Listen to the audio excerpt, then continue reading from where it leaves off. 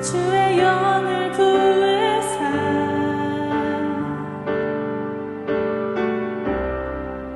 크신 사랑 안에서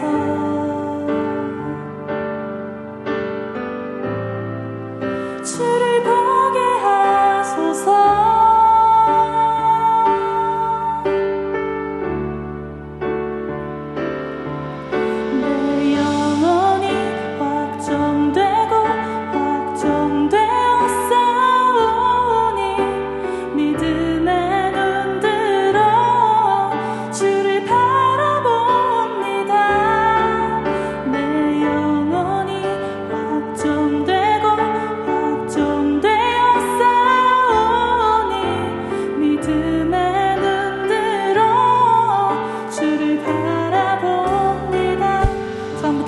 찬양하시겠습니다. 모든 상황 속에서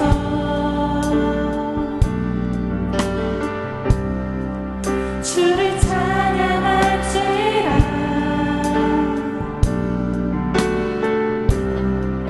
주는 너의 큰 상급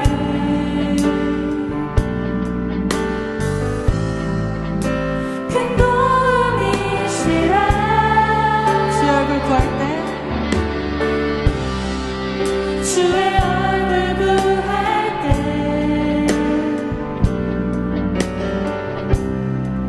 주의 영을 부으사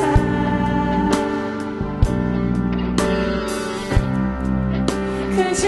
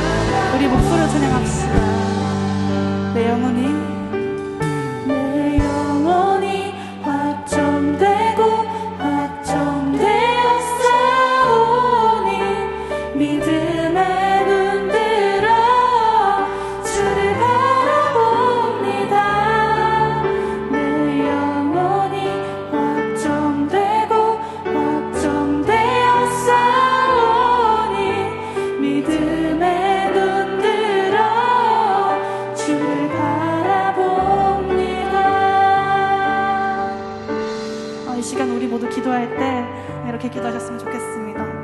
우리 함께 이 자리에서 예배드릴 수 있게 해주시면 너무나 감사하고, 오늘 드린 우리의 찬양 가사처럼 우리 모두 어떤 상황 속에서도 주님을 찬양하고 내 삶을 주님께 드리는 그런 삶을 살아갈 수 있게 해주세요. 또 다가올 한 주도 주님 안에서 거할 수 있게 도와주시고, 이런 기도 제목으로 함께 기도하셨으면 좋겠습니다. 기도하시겠습니다. 주님, 오늘 우리가 이 자리에서 함께 예배드릴 수 계시면 너무 감사합니다. 마지막 시간 주님과 함께 주님께 거할 수 있게 주시면 너무 감사드립니다. 저희가 주님 안에서 더 살아갈 수 있는 저희가 있을 때 도와주셔서, 저들을 원하고 주님만 생각하고 주님만 바라보는 저희가 될 수 있게 도와주셔서 주님 들어주시고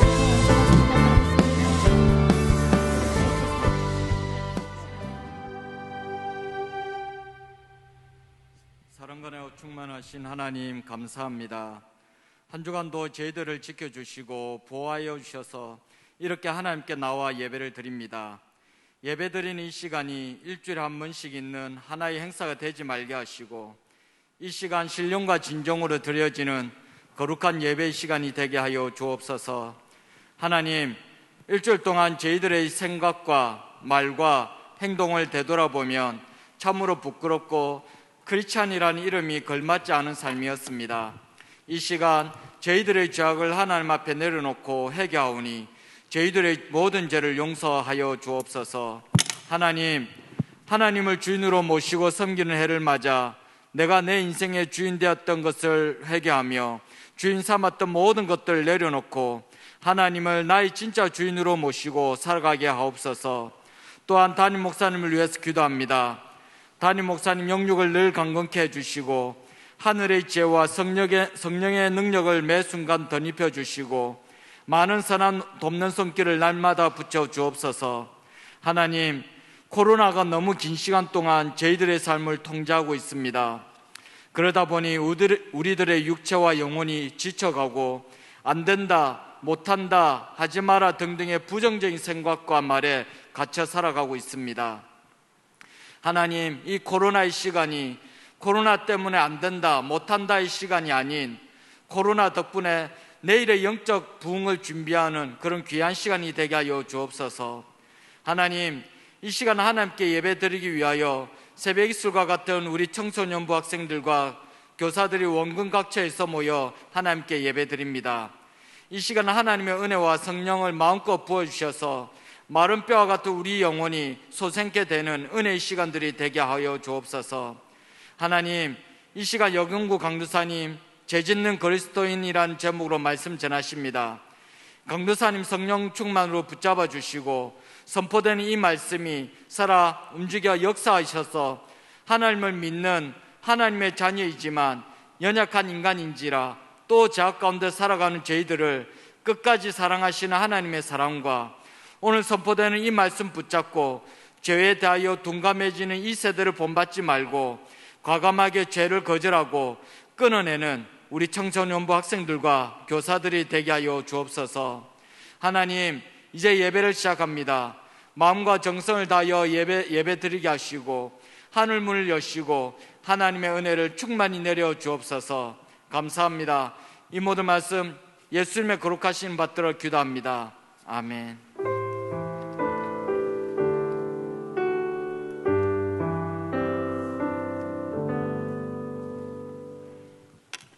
네, 여러분 반갑습니다. 이제 5월이 지나고 6월이 시작되었습니다. 우리가 또 6월달 보면은 여기 플랜카드도 보면은 6월은 새로운 도약을 시작하는 달인데 우리 이제 전반기가 이제 끝나고 하반기가 본격적으로 시작되는데 늦춰졌던 것, 풀려있던 것 다시 한 번 더 우리가 조율하고 또 새롭게 시작하는 그런 시간 되었으면 좋겠습니다.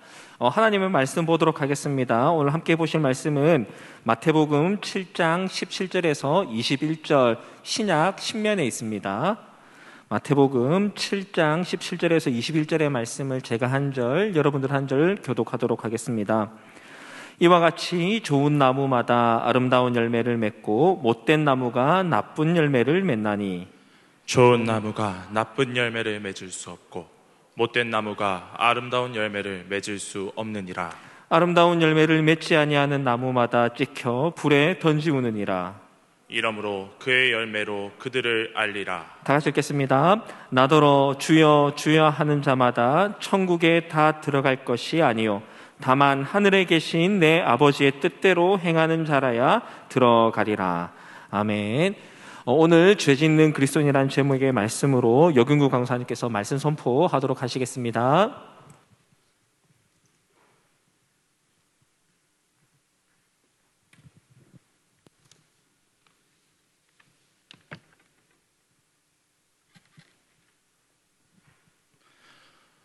얼마 전에 제가 보고 굉장히 화가 났던 그런 사건 한 가지가 있었습니다.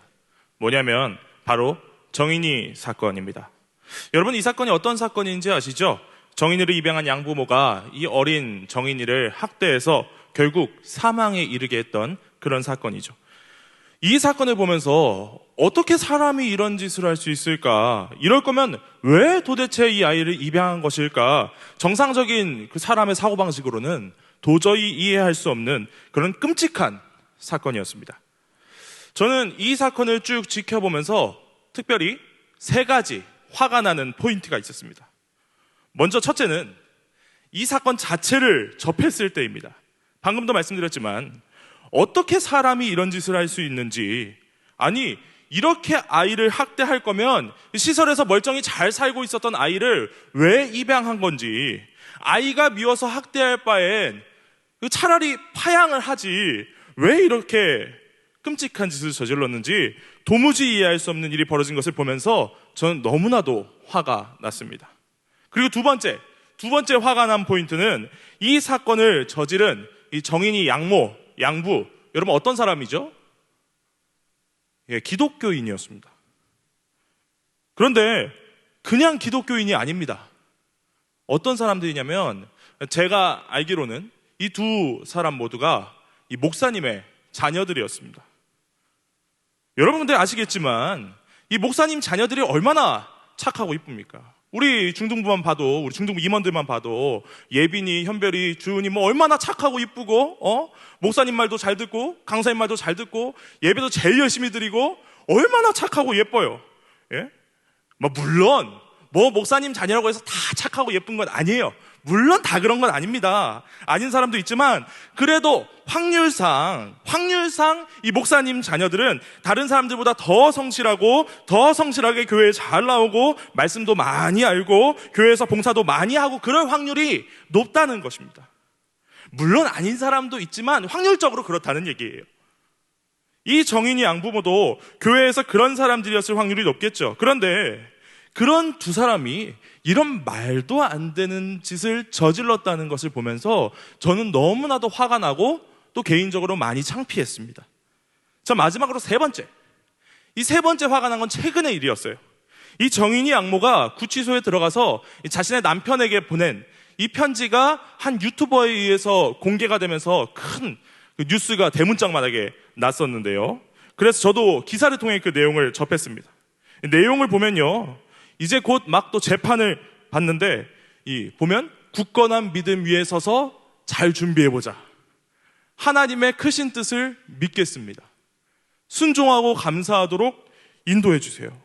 그러면서 자기 친딸한테는 나중에 이민을 갈지도 모르니까 영어로 성경 이야기 잘 가르쳐주라고, 이런 식으로 정말 아무 일도 없는 것처럼 이미 자기 죄를 다 용서받은 것처럼 그런 편지를 써놨더라고요. 저라면요, 이런 죄를 지었으면 너무나도 부끄러워서 당분간은 이 하나님의 하자도 입에 올리지 못할 것 같아요. 그런데 어떻게 감히 그런 사람이 하나님께 나를 인도해달라고 이야기할 수 있는지, 나를 지옥으로 인도해달라는 건지는 모르겠지만 어떻게 그럴 수 있는지 저는 아무튼 모르겠어요. 또 이 정인이 양모랑 같이 구치소에서 수감 생활을 하던 이 다른 사람들의 증언에 의하면 이 정인이 양모가 밥도 너무 잘 먹고 운동도 열심히 하고 구치소 생활을 너무 잘해가지고 처음에는 이 사람이 정말 그런 끔찍한 일을 저질렀던 사람이 맞나 싶을 정도로 구치소에서 너무나도 편안하게 잘 살고 있더라는 거예요. 제가 이걸 보면서 정말 너무 화가 났습니다. 어떻게 사람이 그럴 수 있을까? 그 어린아이한테 그런 끔찍한 짓을 저질렀던 사람이 아직 시간도 얼마 지나지 않았는데 어쩜 이렇게 아무 일도 없었던 것처럼, 벌써 다 용서받은 것처럼, 단지 이 몸만 구치소에 있다 뿐이지 이 세상 누구보다 멀쩡한 모습으로 잘 살아가는 모습을 보면서 여러분 어떠십니까? 여러분 화가 나지 않으십니까? 저는 이런 정인이 양부모의 모습을 보면서 마음속에 한 가지 고민, 한 가지 생각에 빠지게 되었습니다. 뭐냐면 정말 믿기만 하면 구원받을 수 있을까? 정말 믿기만 하면 구원받을 수 있을까? 였습니다. 여러분 생각해 보세요. 우리가 교회에서 늘 배우는 것이 뭡니까? 예수님 믿고 회개하면 죄 사함 받고 구원받을 수 있다. 그렇다면 여러분, 정인이 양부모는 어떨까요? 이 사람들 예수님 믿는 사람들 맞죠? 예수님 믿는 사람들 맞아요? 그리고 회개 기도도 했을 거예요. 그러면 그 죄를 다 용서받았을까요? 어떨까요? 여러분 이게 정말 맞을까요? 벌써 용서 다 받은 거 맞을까요? 그럼 그게 아니면 이 용서해 주기에는 너무나도 끔찍한 범죄를 저질러서 예수님이 보기에도 야 이건 좀 하면서 이 사람들은 용서 못 받는 걸까요? 여러분 이 사람들 용서받을 수 있을까요? 아니면 용서받지 못할까요? 여러분 이게 참 어려운 문제입니다. 이게 근데 남의 이야기가 아닙니다. 제가 예시를 좀 극단적으로 들기는 했지만 우리가 평생 신앙생활하면서 우리 모두가 겪게 되는 바로 우리의 이야기입니다. 왜냐하면 사실은 우리도 신앙생활을 하면서 죄를 짓고 있기 때문에 그래요. 여러분 죄 안 지으세요? 이렇게 물어보면 꼭 그럼 너는 죄 안 짓냐 이렇게 말씀하시는 분들이 계시는데 아니 물론 저도 죄를 짓습니다. 예. 정말 죄 짓지 않으려고 너무나도 열심히 노력을 하긴 하지만 사람인지라 어쩔 수 없이 죄를 지을 때가 있는 것 같아요. 근데 그럼 그럴 때마다 내가 회개하면 하나님께서 나의 그 죄를 모두 다 용서해 주실까요? 어떤 죄를 지어도 다 용서해 주실까요? 만약에 그렇다고 한다면 저는 그런 생각이 들어요. 야, 이거 적당히 죄 짓고 적당히 회개하고 그렇게 살면 되겠다. 그렇게 살아도 내가 구원받는데 아무런 지장이 없잖아요. 내가 너무 큰 죄는 좀 이렇게 찜찜하니까 이 적당히 죄 짓고 적당히 회개하면서 이 죽기가 얼마 안 남았을 때에는 이 사람이 마음이 쫄리잖아요. 언제 죽을지 모르니까. 그래서 그때는 좀 이렇게 내가 착하게 죄 안 지으려고 정말 노력하면서 예수님 잘 믿다가 그렇게 죽으면 내가 천국 갈 수 있겠다. 혹시 여러분은 저와 비슷한 그런 생각해 보신 적 없으십니까? 그리고 이렇게 생각하면 여러분 좀 찝찝하지 않으신가요?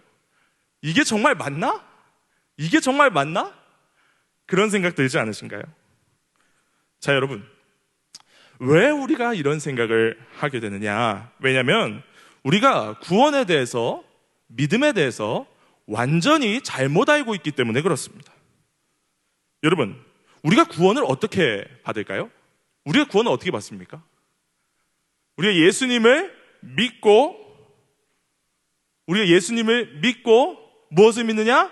예수님이 우리 죄를 대신해서 사해 주셨다는 그 사실, 십자가로 우리의 죄를 대속해 주셨다는 그 사실을 믿으면 우리가 구원받는 것 아닙니까? 맞죠? 여기서 아주 중요한 구원의 조건 한 가지가 나옵니다. 뭐냐면 바로 믿음입니다. 우리가 구원받기 위해서는요, 믿음이 필요합니다. 죄 용서받기 위해서는 믿음이 필요해요. 예수님을 믿는 믿음이 없으면 우리는 구원받을 수 없습니다. 그렇다면 여러분 한 가지 질문하겠습니다. 여러분은 믿음이 있으신가요? 이 구원받을 만한 믿음이 있으신가요? 우리 한번 손 한번 들어볼까요? 나는 믿음이 있다 손. 나는 믿음이 있다 손. 아무도 믿음 없어요? 다 불신자들이에요? 나는 믿음이 없다 손. 나는 믿음이 다시 한번 나는 믿음이 있다 손. 네, 그래도 많은 분들이 들어주셨는데 여러분에게 다시 한번 질문하겠습니다. 여러분 자신에게 믿음이 있다는 사실을 어떻게 확신하십니까? 제가 여러분이 믿음이 있다는 사실을 어떻게 알 수 있나요? 여러분의 믿음을 어떻게 증명할 수 있으십니까? 믿음이라는 건요, 단순히 나는 하나님 믿는 것 같아, 나는 믿음 있는 것 같아, 이런 걸로 증명할 수 있는 게 아닙니다. 그런 느낌이 아닙니다. 그럼 뭘로 알 수 있느냐? 바로 열매로 알 수 있는 것입니다. 이에 대해서 예수님께서 뭐라고 말씀하셨는지 한번 볼까요? 오늘 말씀 마태복음 7장 20절 우리가 함께 읽어보도록 하겠습니다. 시작.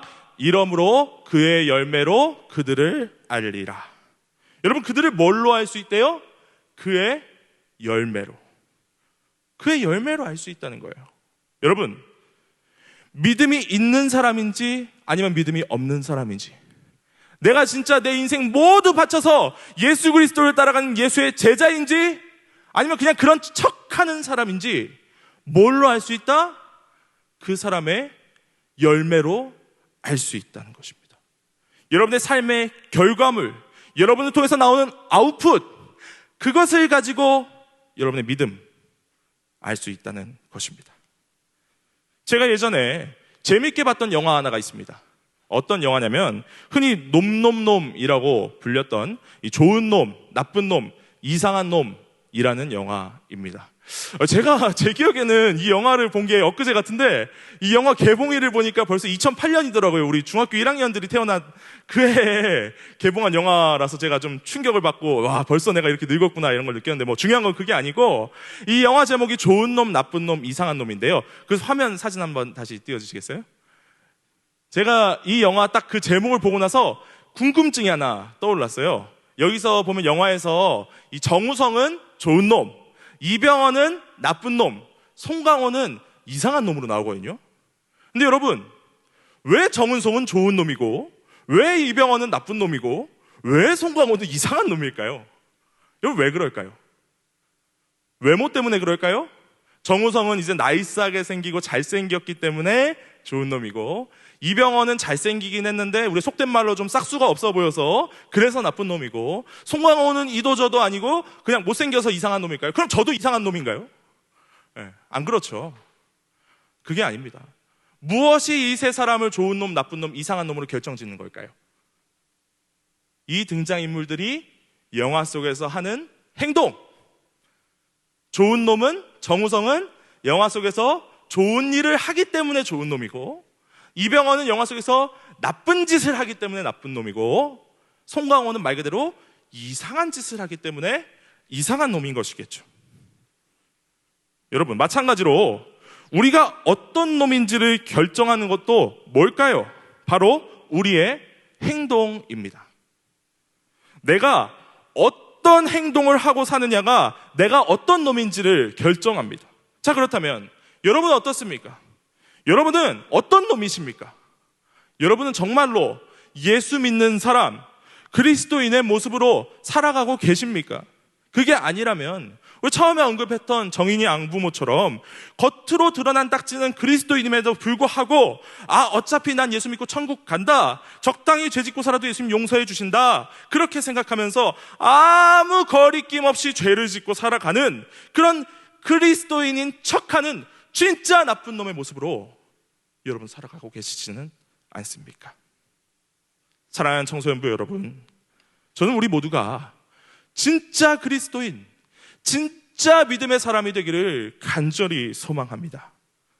겉으로만 그리스도인이고 사실은 아무렇지 않게 죄를 짓고 살아가는, 세상과 똑같은 모습으로, 아니 세상보다 더한 모습으로 살아가는 그런 사람들이 아니라 진짜 말씀대로, 진짜 믿음대로 그렇게 살아가는 진짜 그리스도인이 되기를 간절히 소망합니다. 그런데 그렇게 되기 위해서 우리가 먼저 해결해야 될 문제가 한 가지 있습니다. 뭐냐면 바로 죄의 문제입니다. 우리의 삶 속에 너무나도 깊게 스며든 그 죄의 문제를 반드시 해결해야 됩니다. 자꾸만 우리를 붙잡는 이 죄의 문제를 끊어내야만, 이 죄를 멀리해야만 진짜 믿음의 삶을 살아갈 수 있는 것이죠. 저는 오늘 이 시간 그 죄의 문제에 대해서 여러분과 이야기를 나누고 싶습니다. 내가 그리스도인으로서 진짜 죄 안 짓고 살고 싶은데 내가 어떻게 해야 이 죄를 끊어낼 수 있을까? 어떻게 해야 이 죄를 멀리할 수 있을까? 저와 여러분이 이 시간 간단하게 세 가지로 함께 알아보도록 하겠습니다. 우리 함께 읽어볼까요? 어떻게 해야 죄를 끊어낼 수 있을까요? 첫째, 죄를 끊어내면 됩니다. 여러분 좀 당황스럽지 않으십니까? 뭐 마치 말이 공부 잘하는 방법 해놓고 이제 공부 열심히 하면 됩니다라는 비슷한 느낌인데요. 근데 여러분 말 그대로입니다. 죄에 대해서 복잡하게 생각할 필요가 없습니다. 죄를 끊어내고 싶다면 단순하게 우리가 짓고 있는 죄를 과감하게 끊어내면 됩니다.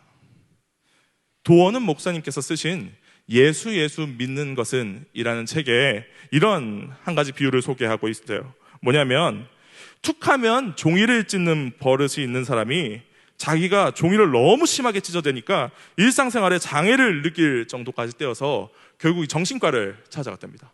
이 종이를 찢는 사람이 가서 제가 종이를 너무 심하게 찢어서 일상생활에 장애가 있습니다. 의사 선생님께 말씀을 드리니까 이 처음 만난 의사 선생님이 막 과거에 어떤 트라우마가 있었는지 뭐 어떤 상처가 있었는지 막 수많은 심리 검사를 하고 정신과 약도 막 처방해주고 그렇게 했는데도 이 사람이 이 종이를 찢는 버릇이 낫지 않았다는 거예요. 그래서 하도 해도 낫질 않으니까 이 사람이 다른 의사 선생님을 찾아갔습니다. 다른 의사 선생님을 찾아가서 또 말씀드렸어요. 선생님, 제가 종이를 찢는 버릇이 있어가지고 일상생활하는 게 힘듭니다. 그랬더니 그 다른 의사 선생님이 단호하게 딱 한마디 하시더랍니다. 뭐냐면 앞으로는 절대 종이를 찢지 마세요. 그랬더니 정말로 그 사람은 그 다음부터 이 종이를 찢는 버릇을 싹 고쳤다고 합니다. 의외로 이 문제는 간단했던 것입니다. 그런데 여러분, 정말로 그래요. 복잡하게 생각할 것이 하나도 없습니다. 오히려 문제를 복잡하게 생각하고 복잡하게 해결하려다가 괜히 문제는 해결되지 않고 헛고생만 하는 경우를 저는 정말 수도 없이 본 것 같아요. 여러분, 다이어트를 하려면 어떻게 하면 될까요? 우리 모두가 다이어트 하는 방법을 알고 있습니다. 그렇게 하지 못해서 그렇죠. 다이어트 하려면 어떻게 해야 되냐요? 쉬워요. 2가지 하면 됩니다. 적게 먹고 운동을 하면 됩니다.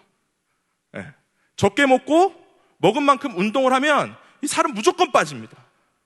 그런데 이 꼭 다이어트 한다 말만 하고 살 못 빼는 사람들의 특징이 뭔지 아세요?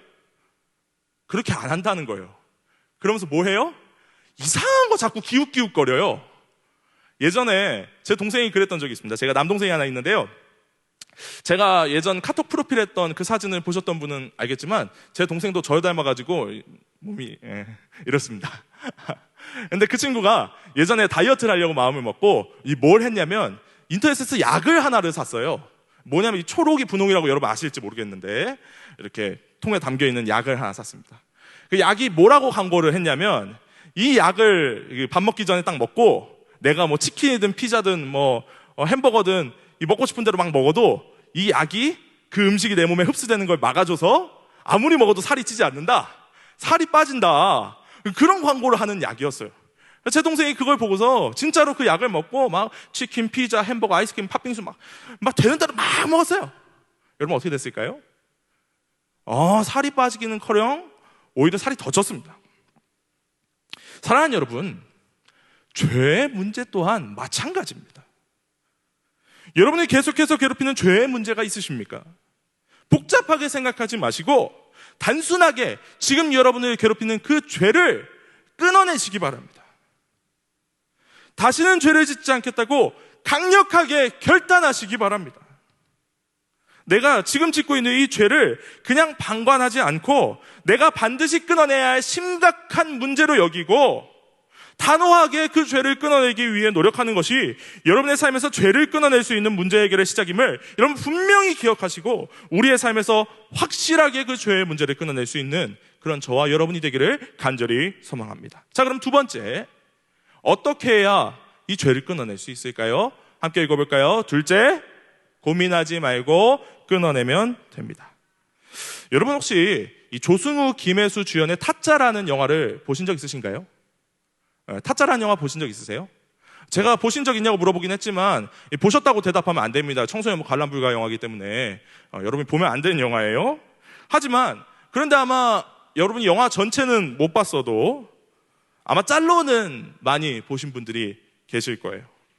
유명한 장면이 하나 있죠. 100원 들지만 손모가지 날아가 본 게 뭔지 다 아시죠? 그 장면 굉장한 명장면이에요. 그런데 그 명장면에 등장하는 이 한 가지 명대사가 있습니다. 주인공 조승우가 이 상대편 아귀에게 하는 대사인데요. 뭐냐면 천하의 아기가 왜 이렇게 혓바닥이 길어? 후달리냐? 다시, 천하의 아기가 왜 이렇게 혓바닥이 길어? 후달리냐? 였습니다. 여러분 제가 우스갯소리로 이야기하는 것 같지만 정말로 그렇습니다.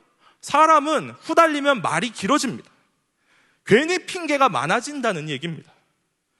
후달리는 사람, 뭔가 마음에 찜찜한 게 있는 사람들은 꼭 무슨 말을 하면 항상 그 말의 첫머리가 그거예요. 아니 그게 아니고 부터 시작해서 줄줄 막 구구절절 자기의 이 변명을 하기 시작합니다. 이렇게 사람은요 꼭 죄를 지을 때 말이 길어집니다. 내가 죄 짓는 것에 대한 정당화를 하기 위해서 계속 고민을 하고 핑계를 대는 것이죠. 대표적인 예시를 한 가지 들어볼까요? 우리 고등학교 3학년 친구들이 대학교 올라가기 전에 꼭 한 번씩은 하는 그 고민이 있습니다. 뭐냐면 바로 술입니다. 술 마셔도 되냐 안 되냐, 이거 가지고 고민을 참 많이 해요. 고3들 뿐만 아니라 이 대학생, 청년, 직장인들까지 내가 술을 마시는 게 죄일까 아닐까, 이거 가지고 고민하는 사람들이 정말 많습니다. 물론 요즘 시대는 고민이라도 해주면 다행인 것 같아요. 고민도 안 하고 마시는 사람들이 너무 많아요. 어쨌든 처음에는 다들 고민을 합니다. 고민하면서 어쩌다 한 잔, 두 잔 먹기 시작하잖아요. 나중에는 고민도 안 하고 그냥 막 마십니다.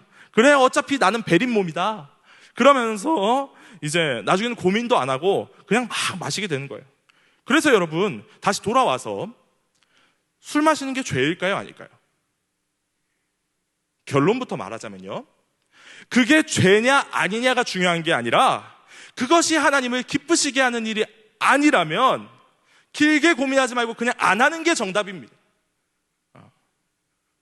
그게 죄가 아니냐가 중요한 게 아니라 그게 하나님이 기뻐하시는 일이 아니라고 생각한다면 그냥 안 하는 게 정답이라고요.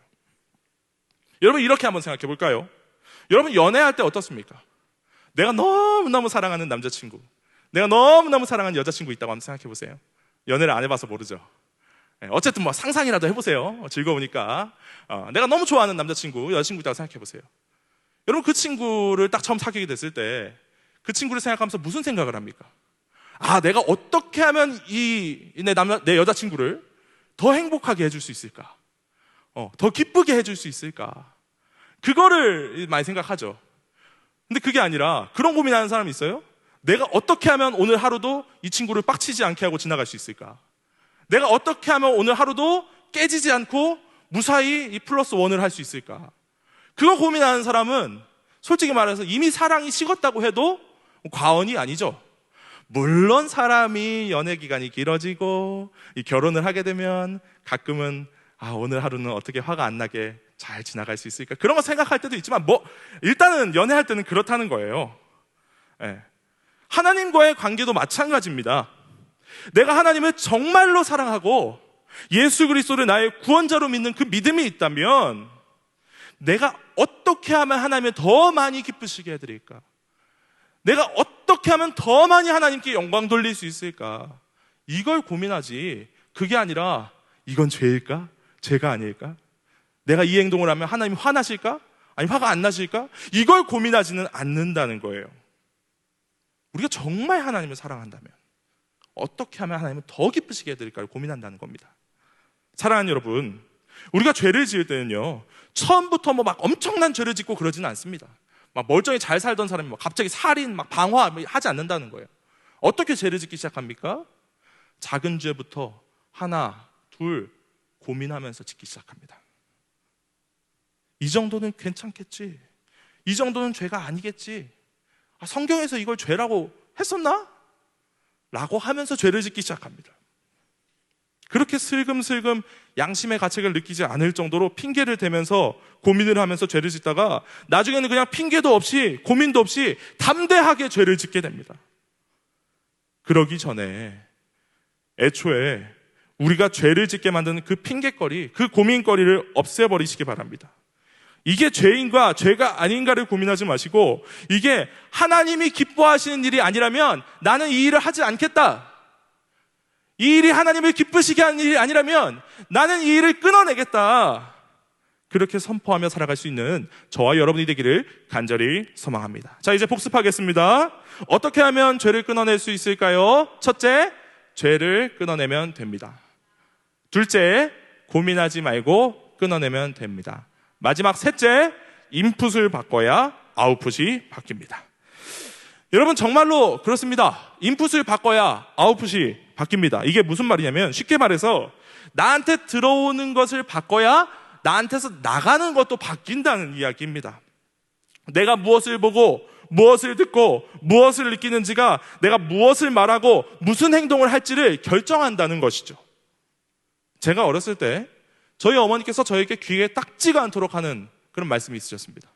뭐냐면 바로 경구야, 너 친구 잘 만나야 돼. 친구 잘 만나야 된다. 이거였습니다. 여러분도 아마 많이 들어보셨을 텐데요. 제 어머니께서는 늘 저에게 친구 잘 만나야 한다고 신신당부를 하셨습니다.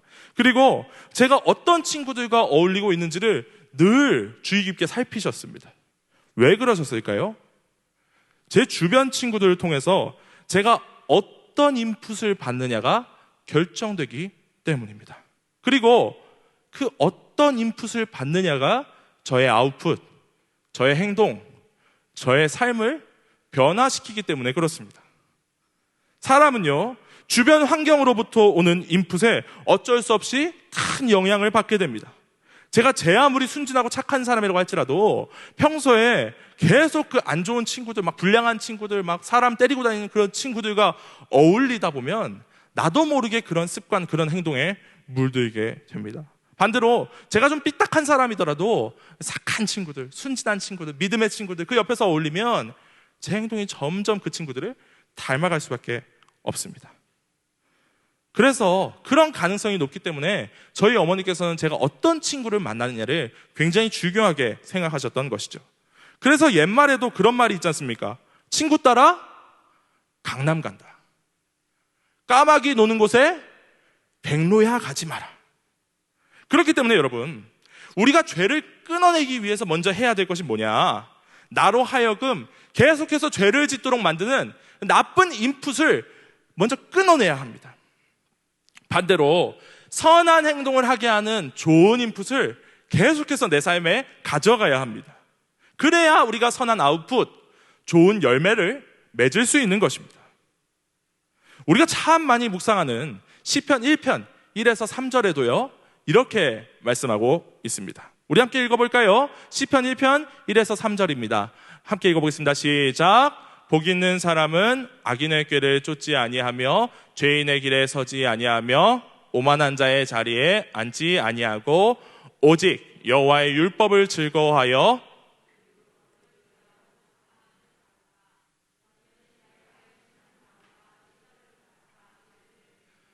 그 잎사귀가 마르지 아니함 같으니 그 행사가 다 형통하리로다. 아멘. 여러분, 쉽게 말해서 여러분, 이 복 있는 사람은 어떤 사람이냐?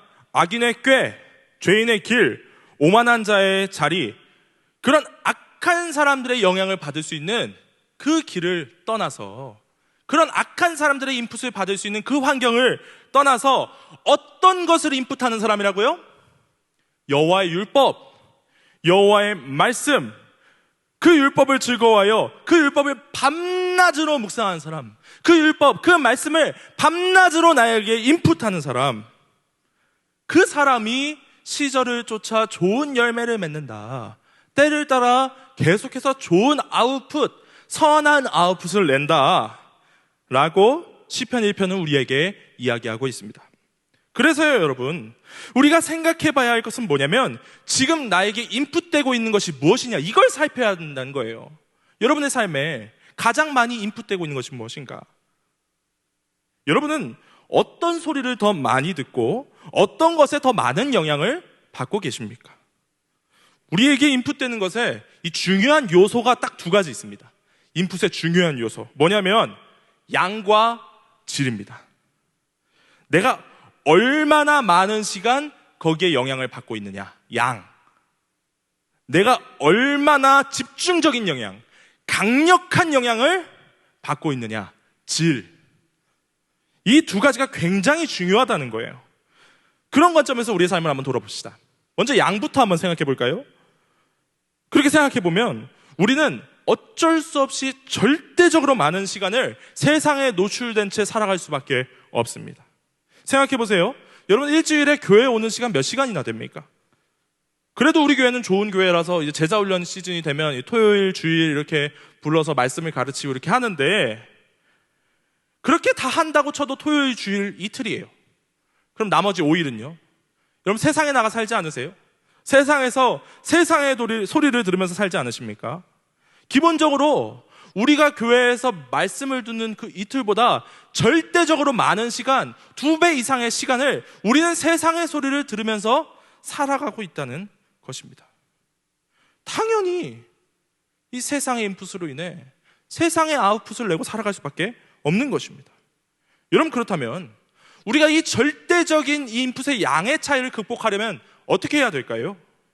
당연히 우리가 우리의 삶에서 이 인풋의 양을 반전시키기 위한 그런 절대적인 노력을 하지 않으면 이 차이를 반전시키는 것은 불가능합니다.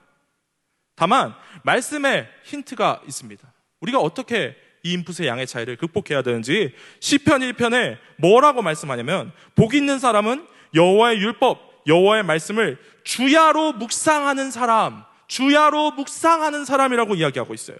사랑하는 여러분, 그래서 우리가 큐티를 매일 해야 되는 것입니다. 그래서 우리가 아침마다 말씀 묵상을 해야 되는 것입니다. 매주일 이 시간 여러분에게 주어지는 그 설교 말씀과 더불어서 매일매일 여러분에게 공급되는 그 큐티의 말씀을 주야로 하루 종일 내 삶 가운데 묵상해야 한다는 것입니다. 그래서 내 몸은 비록 학교에 있지만 날마다 이 말씀을 생각하며 내가 오늘 하루도 이 말씀 따라서 어떻게 치열하게 살아갈 수 있을까, 어떻게 이 말씀 실천하면서 살아갈 수 있을까, 이걸 계속해서 고민해야 한다는 이야기입니다. 그렇지 않으면 우리는 세상의 영향, 세상의 인풋을 더 많이 받을 수밖에 없는 것입니다. 사랑하는 여러분, 오늘 듣는 이 말씀을 그냥 이 시간 잠깐 듣고 흘려버리지 마시기를 바랍니다. 이 말씀을 듣고 이 말씀을 여러분의 삶의 자리까지 끌고 가서 한 주간 내가 이 말씀대로 어떻게 실천하면서 살 수 있을까 치열하게 고민하며 실천하며 살아가다가 다시 이 자리에 돌아오시기를 여러분 축복합니다. 여러분, 이 말씀으로는 또 부족해서 매일매일 큐티를 통해서 하나님의 새로운 말씀을 공급받고 하루하루 주어지는 그 말씀을 붙잡고 치열하게 살다가 돌아오시기를 여러분 축복합니다. 그리고 여러분, 제발 주중에 나가는 온라인 바이블 클래스 그냥 흘려보내지 마시고 꼭 듣고 배우시기를 간절히 소망합니다. 이 온라인 바이블 클래스 조회수가 아주 처참합니다. 여러분 분발해 주십시오. 내일까지 조회수를 보겠습니다. 마지막으로 제가 보고 온 게 50몇 회였습니다. 부탁드리겠습니다. 그리고 또 우리가 해야 할 것은 뭐냐? 바로 예배에 목숨을 거는 일입니다. 왜냐하면 인풋의 양이 중요한 만큼 이 인풋의 질이 엄청나게 중요하기 때문에 그렇습니다. 여러분, 사람의 인생을 바꾸는 것은요, 많은 말이 아니라 한마디의 말입니다. 사람의 인생을 바꾸는 건 많은 말이 아니라 한마디의 말입니다. 한마디의 말, 한마디의 그 하나님의 말씀이 우리의 인생을 변화시킵니다. 그 하나님의 결정적이고 강력한 말씀 한마디가 내 가슴속에 꽂히면 그 말씀 한마디가 우리의 인생 전체를 변화시키는 것입니다. 그게 바로 예배의 능력입니다. 한 번 예배에 성공하면 그 예배를 통해 주어진 말씀이 내 인생을 변화시킵니다. 세상에 어떤 수많은 말도 능히 이길 수 있는 그 강력한 능력, 강력한 퀄리티의 말씀이 바로 하나님의 말씀이요, 그리고 그 하나님의 말씀이 이 예배를 통해 주어진다는 사실을 여러분 믿으시기 바랍니다. 사랑하는 여러분, 이 예배 시간에 목숨을 거시기를 바라요. 나의 인생을 변화시킬 그 하나님의 한마디, 그 하나님의 한마디의 말씀을 여러분 간절히 사모하시기를 소망합니다. 세상에 수많은 그 다른 소리들과 능히 싸워 이길 수 있는 그 하나님의 소리, 하나님의 말씀에 이 시간 목숨 걸고 집중하시기를 소망합니다. 그 말씀이 여러분을 죄로부터 자유케 하실 것입니다. 진리가 너희를 자유케 하리라 라는 하나님의 말씀처럼 그 하나님의 말씀이 여러분을 자유케 하고 하나님의 놀라운 열매 맺는 사람들로 변화시켜 나갈 것입니다. 말씀을 맺습니다. 사랑하는 여러분, 여러분에게는 혹시 부담감이 있으십니까? 이 자리를 이제 떠나가는 여러분 마음속에 부담감이 있으세요? 어떤 부담감이냐면 내가 그리스도인이라는 나의 정체성에 걸맞게 이 그리스도인처럼 살아가야 한다는 그 부담감, 그 거룩한 부담감이 여러분의 마음에 있으십니까? 사실 많은 그리스도인들이요, 그 부담감이 싫어서 삶 속에서 단절된 모습으로 살아갑니다. 어떻게 단절된 모습이냐? 교회에서의 삶과 이 세상에서의 삶이 단절된 모습으로 살아가는 거예요. 교회에서는 교회에서처럼 살아요. 세상에서는 이 교회에서의 모습과 전혀 상관없는 모습으로 내가 교회에 다닌다는 사실마저 숨기고 단절된 삶을 살아가는 거예요. 얼마나 많은 사람들이 그랬으면, 여러분 요즘 어떤 말이 생겼는지 아세요? 커밍아웃이라는 말이 생겼습니다. 무슨 뜻이냐면 이 크리스천이라는 사실을 밝힌다는 얘기예요. 주위에 공개한다는 얘기예요. 이 원래 어디서 온 단어입니까? 동성애자들이 나 동성애자라는 걸 밝히는 걸 가지고 커밍아웃이라고 하죠. 그걸 바꿔서 내가 기독교인인 걸 밝히는, 내 그리스도인인 걸, 크리스찬인이라는 걸 밝힌다는 것이 그것만큼 나에게 수치스럽고 부끄러운 일이라는 거예요. 그래서 이 커밍아웃이라는 단어가 생겼습니다. 물론 그렇게 된 데에는 많은 이유가 있겠지만, 내가 교회 다니는 것을 당당하게 밝힐 수 없을 정도로 나의 선하지 않은 삶, 부끄러운 모습들에 대한 책임을 그냥 덮어버리기 위해서, 그냥 피하기 위해서, 그래서 그렇게 내 삶을 두 개로 단절시킨 이유가 있지 않을까, 저는 그렇게 생각합니다. 사랑하는 여러분, 이제는 여러분이 거룩한 부담감을 가지고 교회 다니는 사람답게, 그리스도인답게 세상에 선한 영향력을 끼치며 선한 그리스도의 열매를 맺으며 살아갈 수 있기를 간절히 소망합니다. 말로만 하는 믿음이 아니라 정말 여러분의 인생으로 그 믿음을 증명해낼 수 있는 그런 인생 살아가시게 되기를 정말 간절히 소망합니다. 그러기 위해서 여러분의 삶을 계속해서 더럽히고 있는, 여러분의 거룩함을 계속해서 망가뜨리고 있는 그 죄의 문제를 여러분 단호하게 끊어내십시오. 이 시간 단호하게 결단하십시오. 나를 괴롭히고 있는 이 죄의 문제를 끊어내기 위해서 여러분 이 시간 생각나고 있는 그 잘못들, 그 죄악들 결단하시고 단호하게 끊어내십시오. 그리고 계속해서 말씀대로 살아가기 위하여 여러분 말씀을 여러분의 삶에 계속해서 인풋하시기를 소망합니다. 계속해서 여호와의 말씀을 주야로 묵상하며 목숨 걸고 예배드리며 그 예배드린 대로, 그 말씀대로 살아갈 수 있는 저와 여러분 되기를 간절히 소망합니다. 그렇게 될 때 우리 인생이 진짜 그리스도의 향기, 진짜 그리스도의 선한 열매를 맺으며 살아가는 놀라운 은혜와 기적의 인생으로 반드시 변화될 줄로 믿습니다. 이 시간 함께 기도하도록 하겠습니다. 제가 기도하겠습니다. 사랑의 하나님, 오늘 이 시간 우리에게 이 말씀을 주셔서 무감각하게 죄 가운데 빠져 살아가고 있었던 우리의 모습을 다시금 변화시켜 주시고 회복시켜 주시기, 그런 놀라운 하나님의 은혜를 경험하게 하시니 감사를 올려드립니다. 사랑의 하나님, 지금 이 시간 결단하는 것은 정말로 우리의 삶이 이제는 죄를 벗어나 선한 열매를 맺으며 살아가는 그리스도인의 삶이 되기를 간절히 소망합니다. 죄 짓는 그리스도인이 아니라 열매 맺는 그리스도인으로 선한 그리스도의 향기를 주변에 퍼뜨리며 살아갈 수 있는 우리가 될 수 있도록 주여 역사하여 주옵소서. 사랑의 하나님, 지금 이 시간 우리가 준비한 예물을 하나님 앞에 올려드립니다. 아버지, 이 예물과 함께 우리의 모든 인생까지 거룩한 산제사로 하나님께 올려드리게 하여 주옵소서. 그리하여 우리의 삶을 거룩하게 하시고 경건하게 하시고 신실하게 하시는 그 하나님의 은혜를 누리며 주변에 선한 영향력을 끼치며 살아갈 수 있는 우리들이 될 수 있도록 주여 우리의 삶을 변화시켜 주옵소서. 감사드리며 살아계신 우리 주 예수 그리스도의 이름으로 기도하옵나이다. 아멘. 이 시간 준비한 예물 하나님께 올려드리도록 하겠습니다.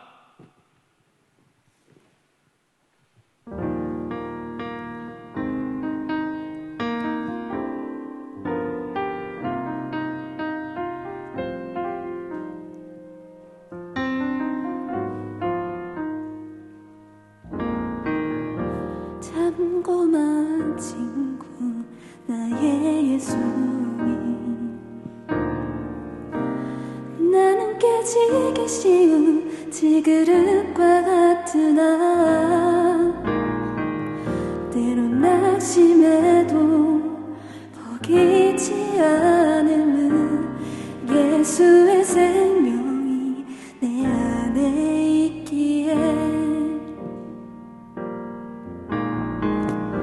내 삶의 동행자 나의 예수님.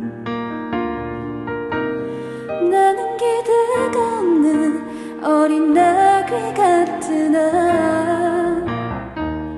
늘 쓰러지나 다시 일어남도 예수의 생명이 내 안에 있기에 나의 감은 나의 자랑이요 나의 실패는 나의 간증이요 나의 아픔은 나의 영광이니 그 부르심 따라 내가 걸어갑니다. 내 삶의 동행자 나의 예수님. 나는 기대가 없는 어린 나귀 같으나 늘 쓰러지나 다시 일어남도 예수의 생명이 내 안에 있기에 나의 감은 나의 자랑이요 나의 실패는 나의 간증이요 나의 아픔은 나의 영광이니 그 부르심 따라 내가 걸어갑니다. 나 가난함은 나의 상급이요 나 미련함도 나의 자랑이요 나 쓰러짐이 나의 고백이니 그 부르심 따라 내가 걸어갑니다.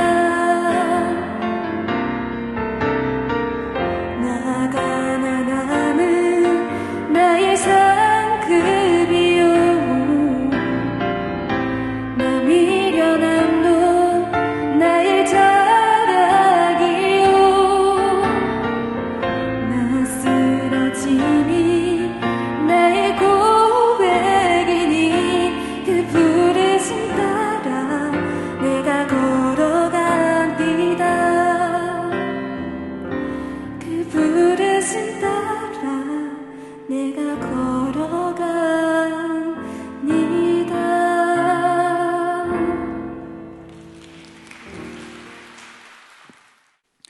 지금은 우리 주 예수 그리스도의 은혜와 하나님 아버지의 무한하신 사랑하심과 성령 하나님의 함께하심과 위로하심의 역사가 오늘도 말씀을 듣고 하나님의 뜻대로 살기로 작정한 모든 학생들과 선생님들의 머리 위에 지금으로부터 영원토록 함께 있을지어다. 아멘.